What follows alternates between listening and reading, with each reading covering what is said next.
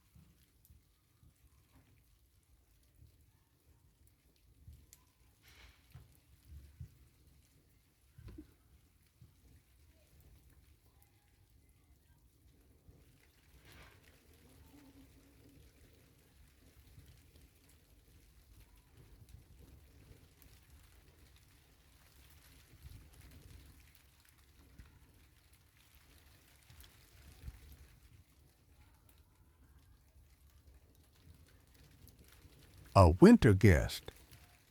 The house sat quiet at the edge of the village, a small shape against the wide fields that had turned white earlier that week. Inside lived an old man who kept mostly to himself.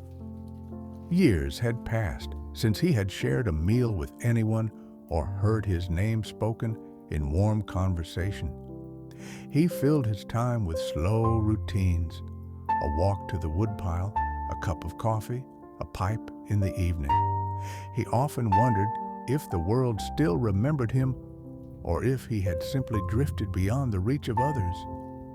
On the afternoon of Christmas Eve, the weather shifted. Clouds thickened and the wind picked up from the north. Snow began to fall in heavy, tumbling flakes that muffled the world in a hush.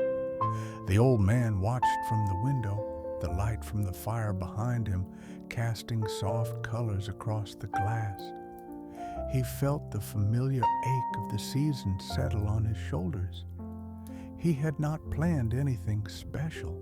There would be no visitors, no voices in the hall, no footsteps on the front path. At least, that was what he expected.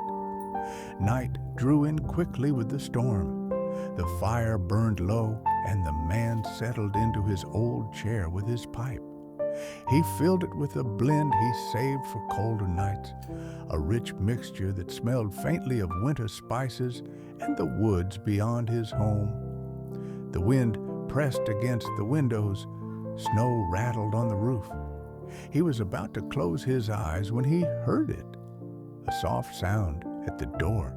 Not a knock exactly, more like the shift of weight, the presence of someone standing on the threshold. He waited, unsure if it had been his imagination. Then the latch moved. A dark figure stepped inside, shaped by the glow of the fire, but not fully touched by it. The old man did not rise from his chair.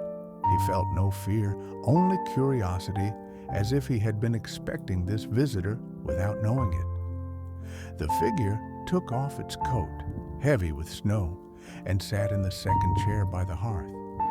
No introduction was given. None was needed. They simply looked at each other for a long moment while the storm thickened outside.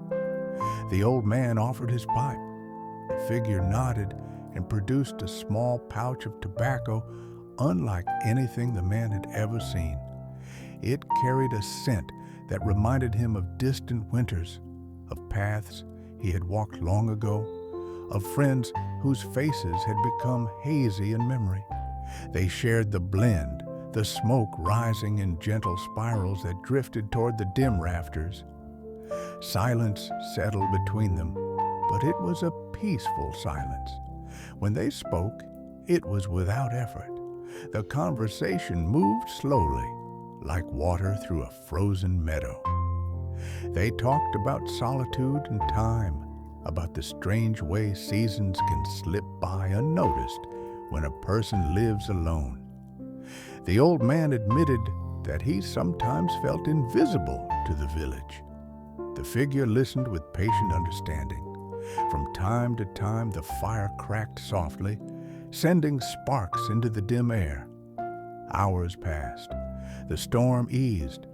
The figure stood at last and placed a hand on the old man's shoulder. The gesture felt kind, almost familiar, as if the visitor had walked through his life many times before. The old man tried to ask who the figure was, but the words slipped away as sleep overtook him. When he woke, the room was bright with morning light. He was still in his chair, wrapped in a blanket he did not remember pulling over himself. The fire had burned down to a quiet glow. His pipe rested in his hand, and the room smelled faintly of the strange tobacco they had shared. He looked toward the second chair. It was empty. No footprints marked the floor. No coat hung by the door.